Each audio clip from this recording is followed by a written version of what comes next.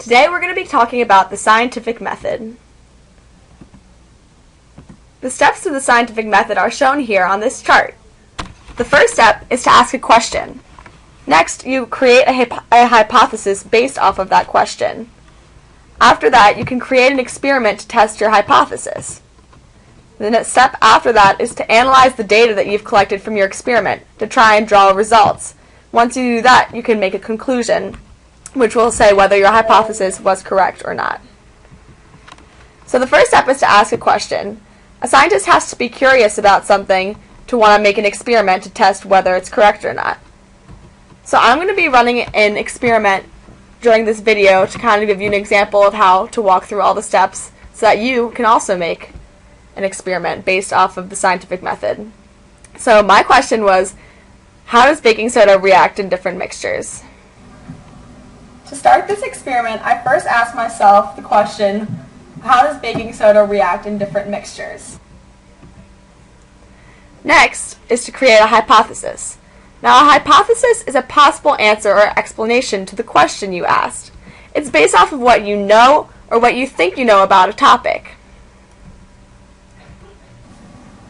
My hypothesis is that the baking soda is going to react more vigorously with the vinegar than with the water. So, since I hypothesized that baking soda is going to be more reactive with vinegar than with water, I created an experiment to test to see if that hypothesis is correct. So, the components of an experiment are, first you have to gather the materials. You have to think about what you need for the experiment and get all your stuff together. The next part is to come up with a procedure, which is a guideline about how you're going to set up the experiment. Another important part of the scientific method and making an experiment are variables. There are two main types of variables. There's the independent variable and the dependent variable. The independent variable is what is manipulated by the researcher, and the dependent variable depends on the independent variable. It's the response that's measured. So for my experiment, the independent variable is going to be the water, the Gatorade, and the vinegar, the different substances that I'm going to put my baking soda in. And the dependent variable is the reaction that's going to occur when I add the baking soda to those different substances. So for our experiment, my experiment, I needed cups, vinegar, baking soda, a tablespoon measure, water, and Gatorade. To test this question, I'm going to try mixing baking soda with 3 different substances. I have Gatorade, water, and vinegar. The materials needed to conduct this experiment are Gatorade, vinegar, water, and baking soda. So to conduct this experiment, what we're going to do is we're going to take 2 tablespoons of baking soda and combine it with each of the mixtures and record which one reacts the most vigorously with the baking soda.